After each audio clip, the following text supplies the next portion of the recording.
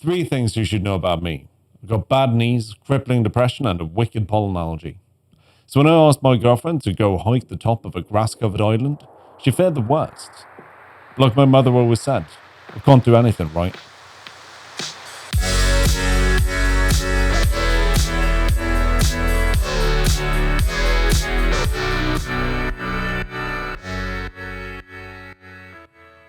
Arriving on the island reminded me of the beginning of Jurassic Park.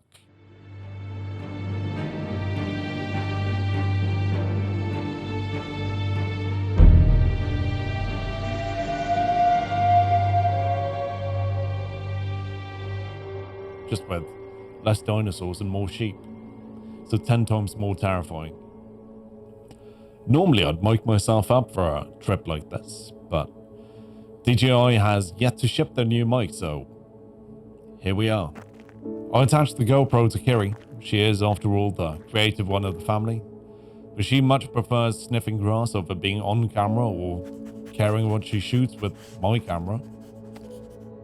A quick PSA before we move on. If you're one of those people who claim not to edit your photos, you might want to stop it, because I like to hide my crappy photography skills under a thick layer of Photoshop fakery. I'm also not a big fan of the color green at the moment.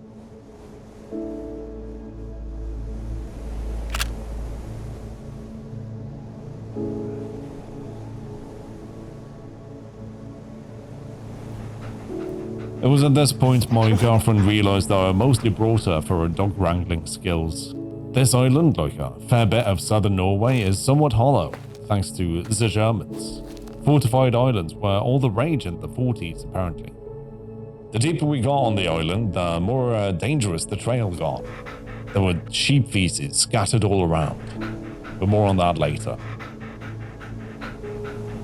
When we finally reached the top of the island, we were met by a spectacular view, and I would have thrown the drone up, but due to winds, my Mavic Air 2 was too scared to fly.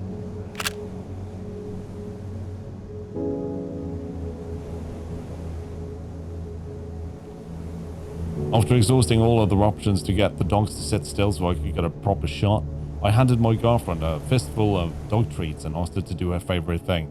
Stand far enough away so that if anyone saw us, they wouldn't mistake us for a couple. It worked.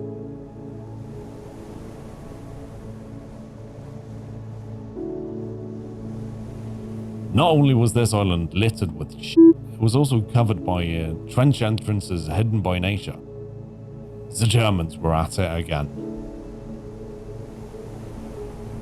I snapped a pic of one of them and tried to make it look cozy before heading into what surely was the hunting grounds for old racist ghosts.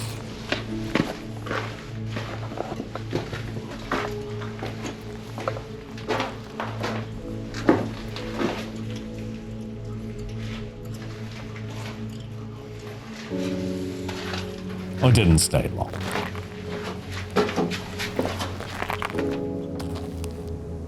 The view was spectacular, but too green for my liking, so I changed it. I call this colour doggy diarrhea.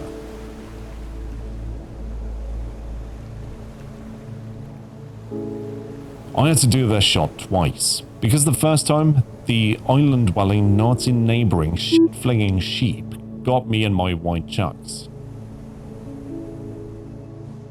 Nice view though.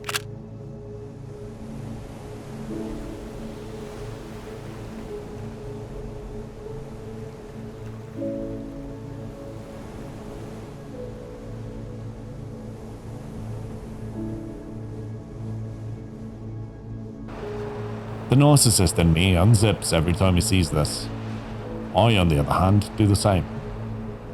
This might be my favourite shot of the trip.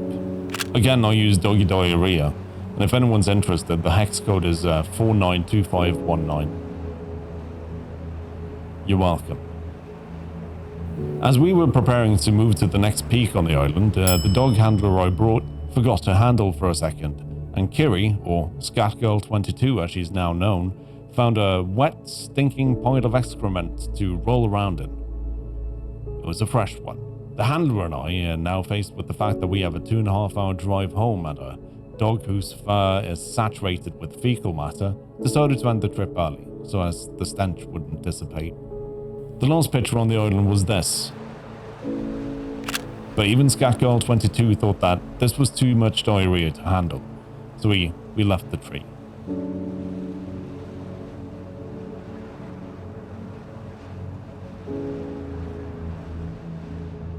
After 40 minutes on the road and the stench triple masking it, we decided to stop for some fresh air. I took a walk on a nearby field and I got this pic. What I didn't notice due to the sensory overload that car ride had been was that this field had fresh manure spread on top of it. White, the chucks are no more. The colour is now 492519. Fitting. Thank you for watching this video. If you liked it, maybe subscribe. Would be great.